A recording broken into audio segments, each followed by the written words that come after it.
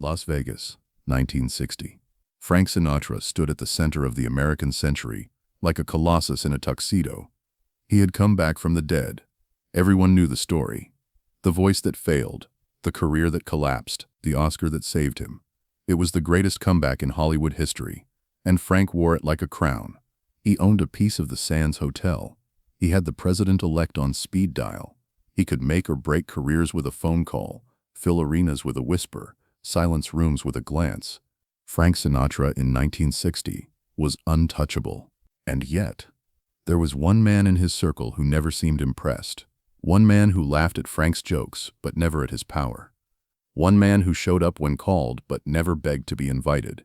Dean Martin. Frank surrounded himself with people who owed him. That was how he operated. Favors given, debts recorded, loyalties purchased. His generosity was legendary. But so was his memory. Frank Sinatra never forgot who he had helped, and he never let them forget either. But Dean was different. Dean owed Frank nothing. Or rather, Frank owed Dean something so large that neither of them could ever speak of it. A musician who played in Frank's orchestra during the Rat Pack years, a bassist named Tommy Greco, who had known both men since the early 50s, said the dynamic between them was unlike anything else in Frank's world. Frank had this thing, Greco said. If he did something for you, you belonged to him. That's how he saw it. He collected people like chips. But Dean? Frank couldn't collect Dean, and it drove him crazy sometimes. Greco remembered a night at the Sands when Frank, drunk and feeling philosophical, said something strange. "You know what I hate about Dean," Frank said. "He's the only guy I can't repay." Greco didn't understand. Repay for what? He asked. Frank just stared at his glass. For opening the door, he said. Here is what the world doesn't know. Before Frank Sinatra was the chairman of the board, before the comeback and the Oscar and the empire, there was a night when he stood outside a door in the rain, broken, finished, ready to disappear. And Dean Martin opened that door. To understand what happened in 1951, you must first understand how far Frank Sinatra fell. In 1945, he had been the biggest star in America, the voice, the Sultan of Swoon. Girls fainted when he sang. His face was on every magazine. He sold more records than anyone alive. By 1951, he was a joke. The voice went first. Frank had been pushing too hard. Too many shows, too many cigarettes, too many nights screaming at Ava Gardner, and then trying to sing the next day. In 1950, he hemorrhaged his vocal cords on stage. Blood came up instead of music. The doctors said, rest. Frank didn't rest. By early 1951, his voice was a shadow. Then the contracts disappeared. Columbia Records dropped him. They said his records weren't selling, which was true. They said young people didn't care about crooners anymore, which was also true. The Bobby Soxers who had screamed for him in 1944 were married now, with children and mortgages, and no time for the skinny kid from Hoboken. MGM let his film contract lapse. No more musicals. No more movies. No more steady paychecks. His agency dropped him too. And then there was Ava. Ava Gardner was the most beautiful woman in Hollywood, and the most destructive force in Frank's life. He had left his wife and children for her. He had destroyed his reputation, his family, his public image, all for a woman who couldn't decide if she loved him or wanted to watch him burn. They fought constantly. Epic battles that ended with broken furniture and police calls and Frank threatening to kill himself if she left. She always left, and Frank always fell apart. A publicist who worked with Frank during those years, a woman named Helen Garrett, who had handled stars since the silent era, said 1951 was the worst she had ever seen anyone fall. He was a ghost, Garrett said. I'd known Frank when he was king of the world, and now he was calling me at 3 in the morning, crying, asking if I'd heard from Ava, asking if I could get him a club date, asking for money. She paused. Frank Sinatra, asking for money. That's how bad it was. The suicide attempts came next, or the gestures. It was hard to know the difference with Frank. Ava found him once in their hotel room, unconscious, an empty bottle of pills on the nightstand. She called the ambulance. Frank survived. She left him anyway. Another time, he called her from New York, said he had a gun, said he was going to end it. She heard a shot over the phone. She thought he was dead. He wasn't. He had fired into a pillow. Whether it was a cry for help or a manipulation, no one knew. What everyone knew was this: Frank Sinatra, in 1951, was a man on the edge, and the edge was crumbling. Dean Martin, in 1951, was on a different trajectory. He had split from Jerry Lewis only in 1956. Wait, no, let me correct that. In 1951, Dean Martin was still part of Martin and Lewis, still riding the wave of the most successful comedy partnership in American history. But Dean knew Frank. They had met years earlier, moved in the same circles, shared the same stages. Dean was not yet the king of cool. That would come later. But he was already Dean, calm, unflappable, impossible to rattle. And he was already Frank's friend, a club owner in New York, a man named Jackie Rosen, who ran a joint on 52nd Street where both Frank and Dean had performed, said Dean was one of the few people who didn't abandon Frank during the dark years. Everyone else ran, Rosen said. When Frank was hot, you couldn't get near him for all the friends. When he was cold, the phone stopped ringing. But Dean still called, still showed up, didn't make a big deal of it, just was there. Rosen remembered a night in late 1951. Frank came into my club. He looked like hell. Thin, pale, shaky. He'd been drinking, but not the fun kind of drinking. The sad kind. I didn't know what to do with him. He was scaring my customers. Rosen made a phone call. An hour later, Dean Martin walked in. He didn't say much, Rosen said. Just sat down next to Frank, ordered 2 drinks, and started talking about nothing. Golf. Some girl he'd met. Stupid stuff. But I watched Frank's shoulders come down. I watched him breathe. And eventually, Dean put him in a cab and took him home. But there was another night. A worse night. The night that Frank never talked about, and Dean never took credit for. The exact date is unknown. The exact circumstances are pieced together from fragments. A comment here, a rumor there. The carefully guarded memories of people who have mostly gone to their graves. But the story, as it has been told by those who knew, goes something like this. It was late 1951, maybe early 1952. Frank had hit bottom, truly hit bottom. Ava had left again, this time seemingly for good. She was in Europe or with another man, or both. The details varied depending on who told the story. Frank was in Los Angeles, alone, drunk, broke. Not broke the way rich people are broke. Actually broke. The IRS was after him. The mortgages were overdue. He had borrowed money from people he shouldn't have borrowed money from. And the phone wasn't ringing. A driver who worked for various Hollywood stars during that era. A man named Luis Delgado, who later wrote an unpublished memoir about his years in the business, said he was working for a producer who lived near Dean Martin's house.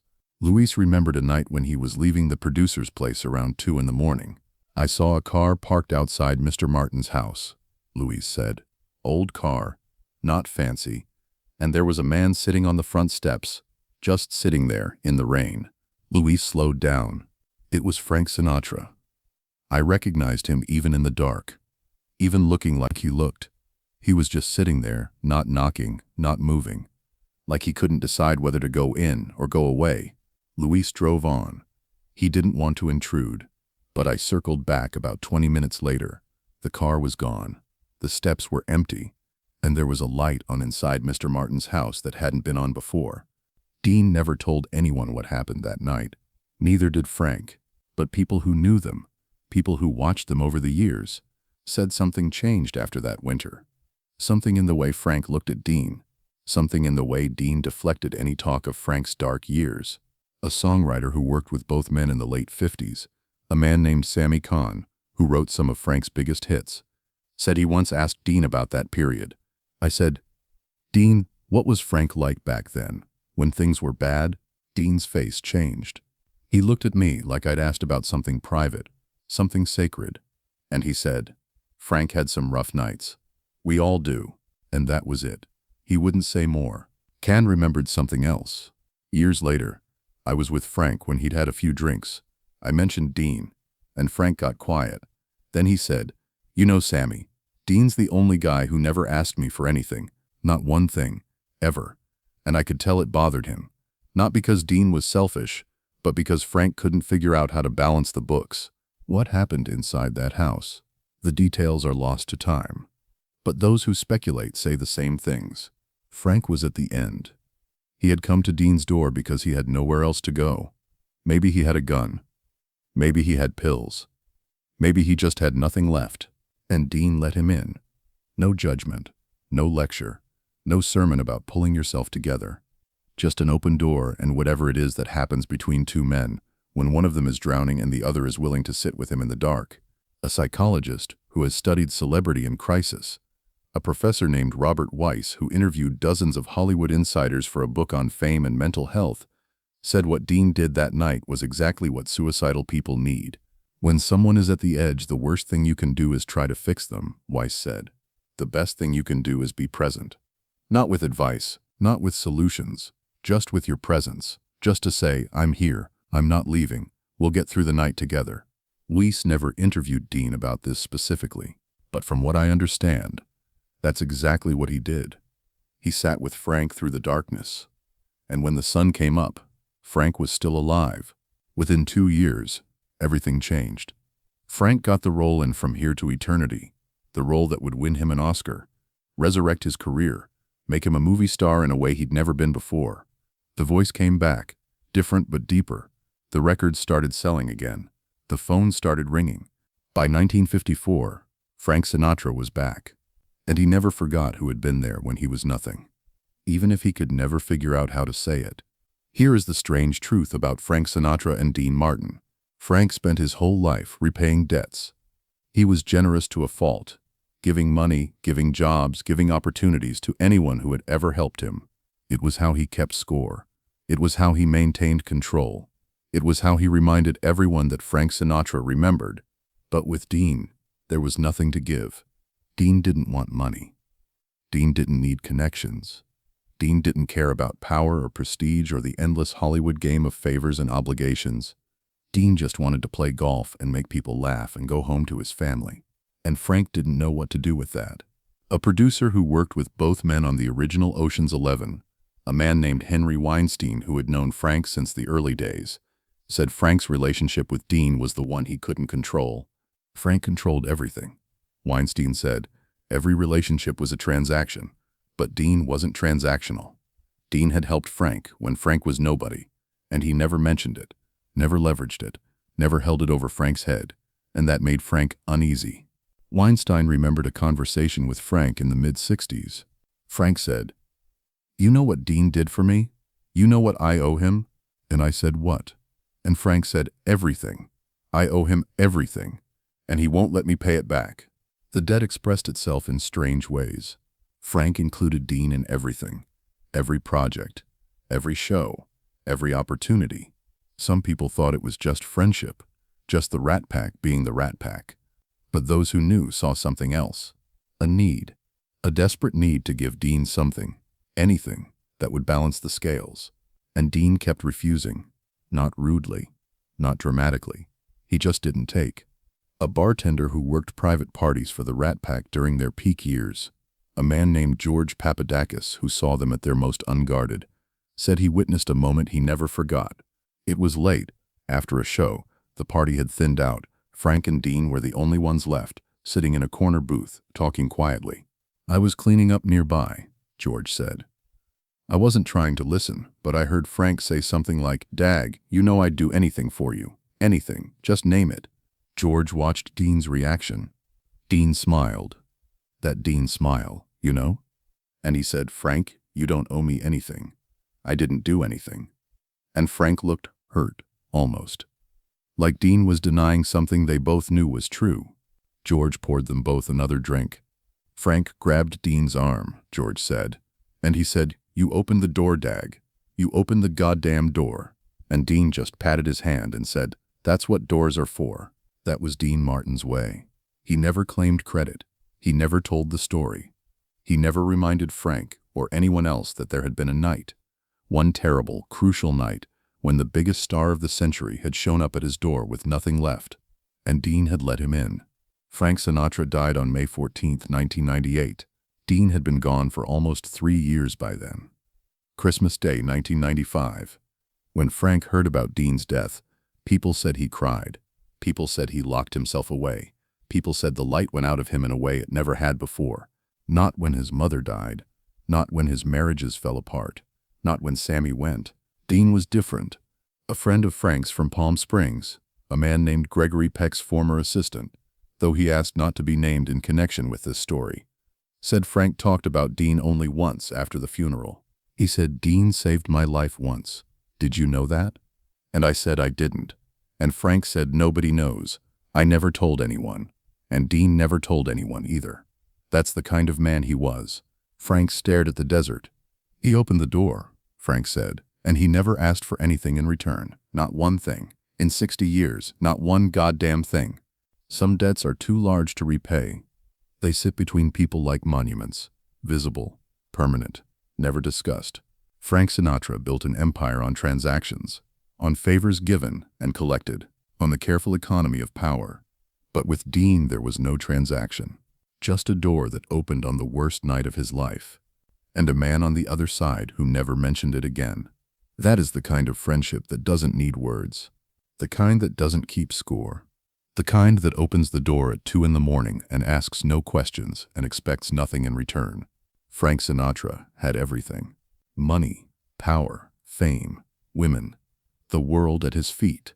But the thing he treasured most, the thing that haunted him, the debt he could never settle, was a rainy night in 1951 when he had nothing.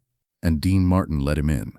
Some doors, once opened, change everything, not because of what's said inside, but because they open it all.